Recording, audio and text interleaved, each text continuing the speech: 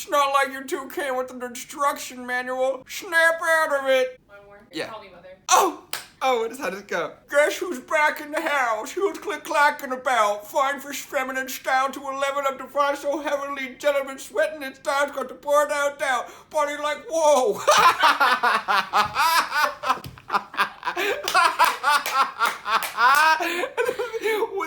Worth the entire filming process of this entire thing. Body like, whoa.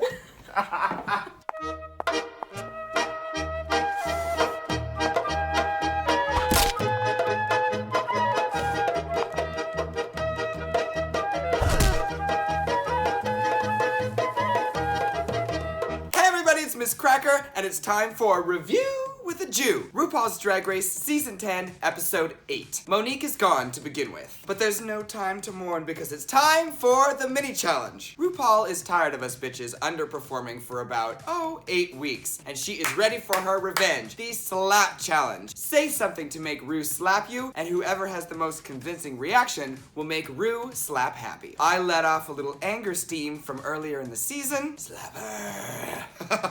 As usual, I get special treatment during the challenge. I don't just get slapped, I get stabbed.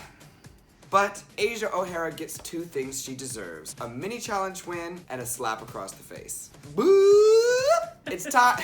My Looney Tunes Muppet friend. It's time for the main challenge. Share the unauthorized rusical. And unlike last time, we will be singing live. And we're off! All of us get our own little iPods. You get to listen to a professional Cher impersonator. Everyone's wandering around moaning to the music like the lost souls of Hades. I used to be in choirs and sing competitively as a kid. Once my voice changed and I could no longer be a soprano, I just was not interested in the singing gig. I am really out of practice. Time for rehearsal. Behind the scenes, Todrick Hall starts out by asking us all to sing a sample of our Cher. We have to go down the line one by one in front of each other and show our singing skills on the spot. I'm sure that I'm gonna be dead at this very moment. But for me, he says, okay, Cracker, you're clearly a musical person. I'm like shocked. Is there a chance that this could be a good challenge for me? Cameron is light as a feather, stiff as a board. Eureka says that choreography gives her PTSD. Girl, do you know what industry we're in? But I get it, I'm also white. And then it's my turn. Behind the scenes, we have about 3 seconds to rehearse with Todrick on camera. But then right after that, the lights go off, Todrick slips into something a little more comfortable, and then we do rehearsal for real. At this point, Todrick puts us in order of need. The girls that need the most help are going to go first. Todrick puts me at the very end of the list. Cracker, you basically have this. Go over in the corner and do it. This is unlike any other rehearsal. It's gonna go all motherfucking night. One of the most embarrassing moments was when I stepped off stage with my microphone to rehearse by myself, and I did not know that my microphone was still on. So while one of the other girls is rehearsing, I'm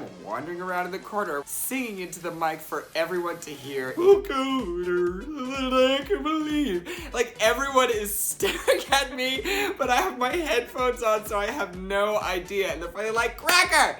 We can all hear you. Stop it. I'm trying to focus on myself and ignore all the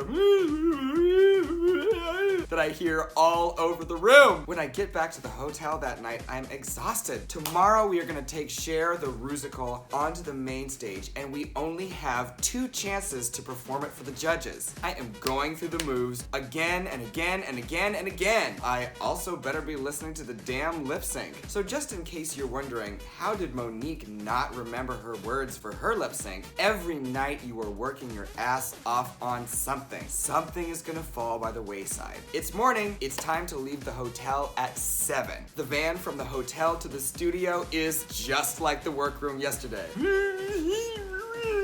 Of course, Cameron's in the back there, scared out of her fucking brain. She's a muscle queen, girl. She's not just pressed, she is bench pressed. This one doesn't even make any sense.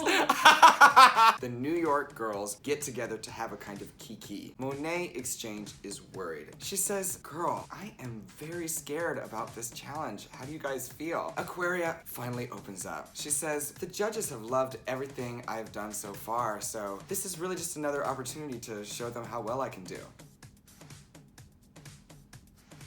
I think she misunderstood the challenge. Your friend was kind of looking for comfort there. This is a very emotional morning. We're in the top 7. Maybe it's this pressure that finally breaks down the walls between Asia and me. Asia is walking past my station for once, and she says, Cracker, if it's okay, I'm gonna give you a hug around the neck. Girl, I need that right now. We have a lot to do today. Before about 7 o'clock, Rue's bedtime, we need to get in makeup, put on our costumes, do a Rusical twice, do our faces completely over for the Glitterific challenge. And we only have about 45 minutes for that transformation. Right before we all got in drag, we went out onto the main stage and recorded a clean track of our voices. It's impossible for me to sing without dancing. So while everyone else planted and sang, I was bopping around the stage. Bop, bam, bop, bam. Bum, ba, da, bum, bum, bum. Time for the Rusical. Cheer emoji.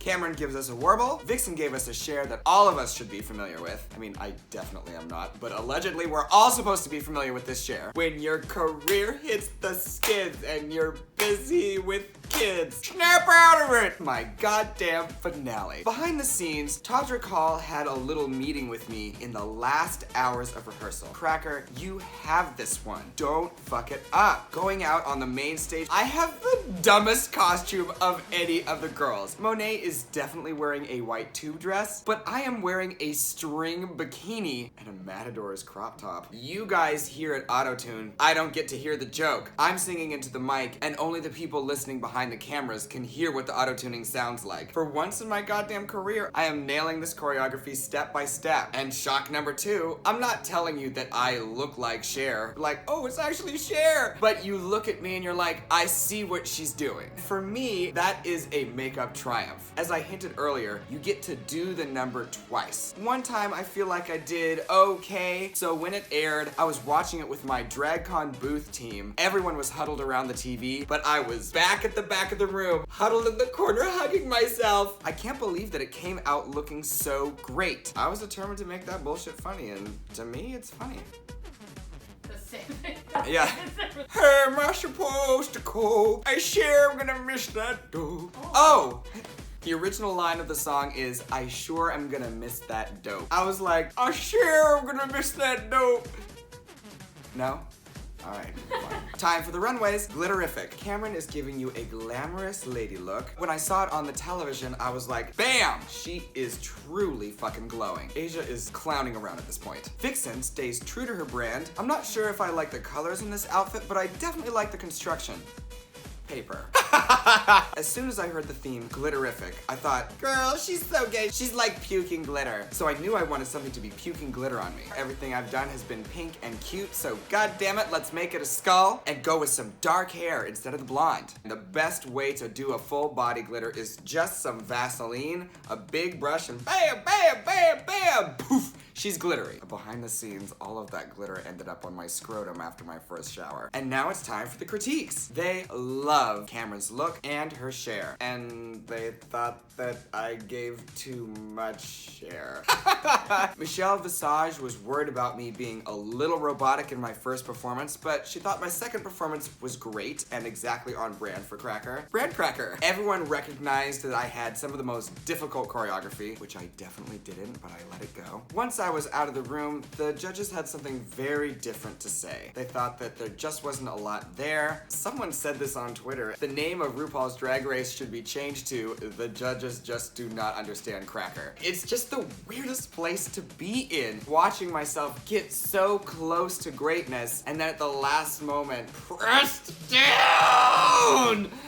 Like my childhood memories. At this point, I am just tired, which leads us to Untucked. I have a heart-to-heart with Aquaria about how to be more relatable. Hashtag relatable fish. I can tell you how to do relatable drag. I tell Aquaria if someone is saying, I don't know how I'm gonna do in today's challenge, that is not a cue for you to say, I feel like I'm going to do great. At the time, I wasn't really sure, am I alone in this feeling? Asia is with me. We're looking at a brand new friendship. I'm difficult, you're difficult, at least we have that in common. I think the reason I like this Untucked so much, it's me laughing at my own jokes, making puns, and criticizing people. It is review with a Jew on VH1. On the main stage today, our winner is Cameron Michaels, who gave the judges exactly the right amount of Cher fantasy. In the bottom two, Vixen, her Cher needed fixin', and Asia. She didn't get an Oscar, damn it. At the end of the day, it is Asia who stays, and time for Vixen to sashay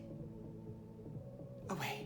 I am losing my allies on the show. It was a blow to see Vixen walk away. I could go on about this episode, but I don't want to do an overshare. Sorry, Caitlin. Free her. I signed like 1 billion autographs during DragCon this weekend. The thing I promise my fans most often is I will not let you down. Am I gonna make good on that goddamn promise? In order to find out, you're gonna have to stay with us for another review with a share. Share it with your friends.